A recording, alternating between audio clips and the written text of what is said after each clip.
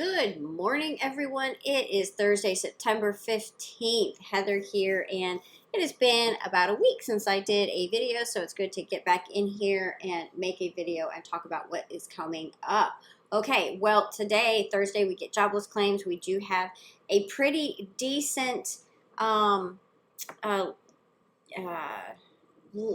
economic calendar here today, so take a look there in Discord. I post it pretty much every day. It's also pinned to the top of that Discord channel, that push pin. I go ahead and post the weekly calendar, know what's coming up, because otherwise you do get caught in things if you're not maybe in the room, or maybe you just, I don't know, busy, not really paying attention, that you might get caught in CPI data or PPI, whatever the case is. But tomorrow we have quad witching. What does that mean? Well, in the there's a link down below, so go ahead and you can click on that, and you can read about it.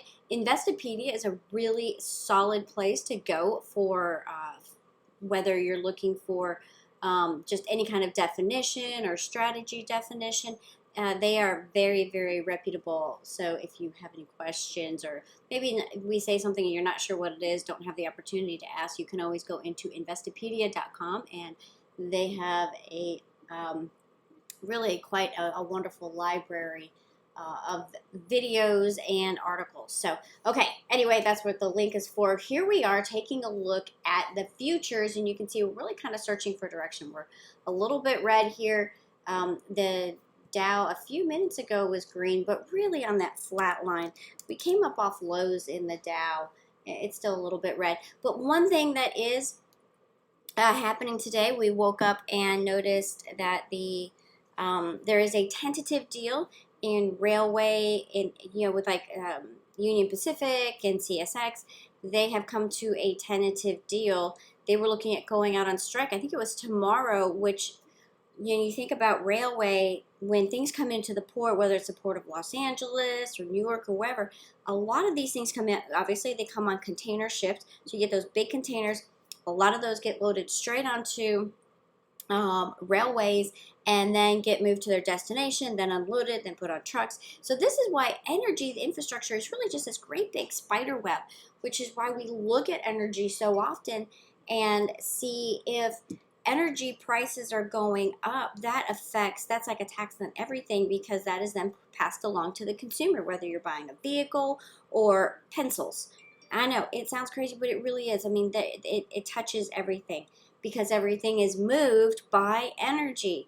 So, but really good to see this deal. I know that there was a lot of concern, especially from those really large retailers, because they're waiting on all the rest of their Christmas inventory. We've seen that come out already, but the rest of their Christmas inventory, and more importantly, I know that this too may sound crazy because we're still only mid-September, but they are looking for their stuff for post-Christmas, so the spring stuff, right? So when they pull down all that Christmas stuff, all that spring stuff is already in the works. It's already, sitting on container ships or on its way over, and they need to be able to get it. So avoiding a strike here is very important for the overall economy. And I think this might, it's kind of a big sigh of relief, I think, for retailers and in general for supply chain, because obviously your supply chain is disrupted if you can't get stuff from one place to another. Okay, so that was good news. We'll see how we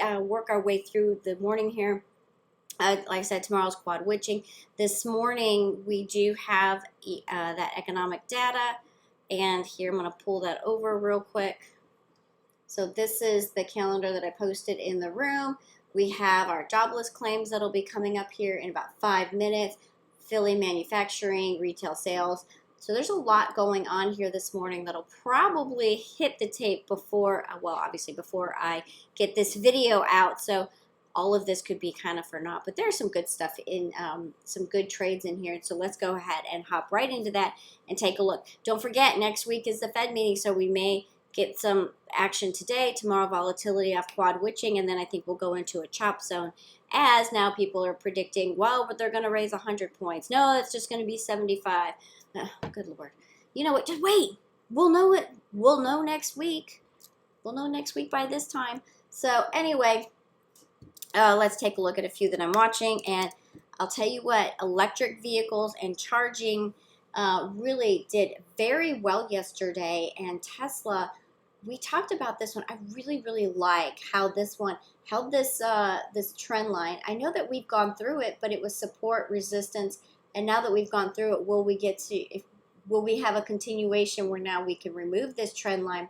Like that this is a little bit of an inverse head and shoulders, kind of shallow, but not shallow head, but the shoulders are really quite tight, and clear resistance level that we touched yesterday. So keep an eye on Tesla. I really do like this one. It's a little bit red here pre-market, but would love to see it push down just a little bit and then catch it on the way back through yesterday's close, and that is where my entry will be. 1021 Tesla 305s.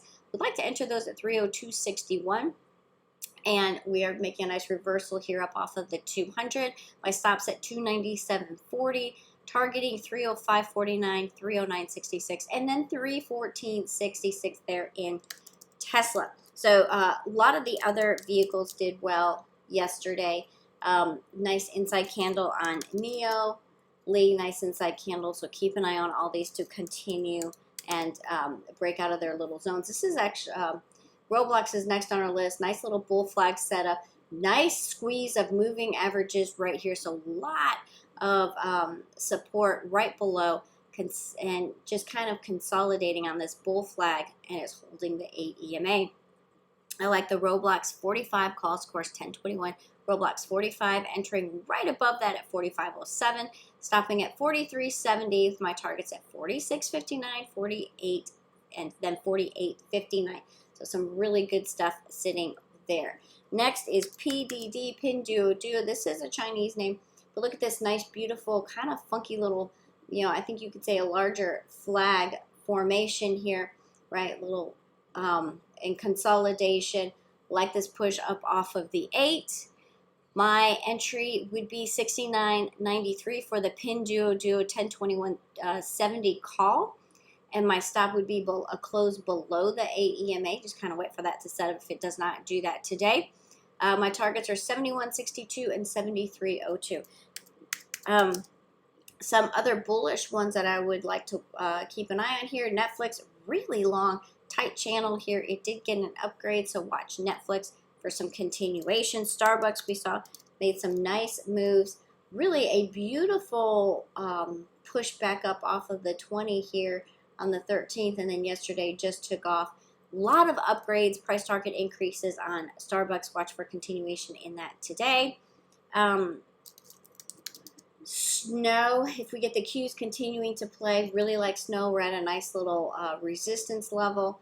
Like to see the break and the run for the 200. And then, as I mentioned, CHPT, Blink, Plug, all of these charging stations. We did have the president announced some infrastructure spending to get more stations out there for charging, because if everybody's going to be pushed into electric cars, we have to be able to charge them up somewhere.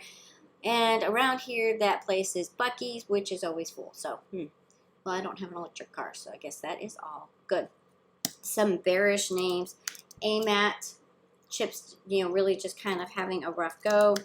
Docu had a nice earnings pushed up, but then I'm looking for this to come down and fill the gap. Roku might now move with the Netflix news, but really just can't seem to get over the 20, so overall a bearish look. Salesforce, so this might actually turn out to be a bull flag, but it has been under so much pressure. I'm still a bit more bearish on CRM. And Kohl's, they had some news that pushed them up, but this 34, a real booger for it. So looking for more downside here, maybe even back all the way down to 26. Okay, that is it for me here this morning. We should be getting that news being read out over, there we go, initial claims, lower than expected, and good, continuing claims, also lower than expected. Let's see how this is. Yep, there we go, making a nice little move here. Retail sales above what was expected. So this is good news. This is, so real quick, this is a real interesting, there's a lot of kind of confusion in the market, right? It's not a normal market. Typically we see very certain things happen all at the same time. We're not seeing that. We have some areas that are recessionary, some areas that are not. But one thing real quick I do want to talk about is, oops, no, that's not a great number. Here we go. Okay, yesterday we were, let me just put it up here. Never mind, just put it up here. We were watching the VIX, and in the afternoon, here's Joe Moji and I were talking about that even though we had some really big tick readings that were about a negative 1200 late in the day, the VIX never got over the previous day's close. And it was just kind of sitting there. We thought that that was a little odd, kind of giving us a little bit of an indication. And while that was happening, right, so here is Wednesday, right, we got up to 28 and ended up closing a little bit below that. But yesterday, as we crept up, we stayed below the previous day's close and ended up then pushing down. While this was happening, even though the tick wasn't giving us a good reading, the advanced decline line was holding very, very flat. So watch, that's why we watch these things. We watch the tick, the VIX, and the advanced decline line as indicators as where, especially in a market that seems a little bit choppier, or we get these big swings, and we're like, whoa, what just happened? And yet underneath, you don't see the same kind of big swing.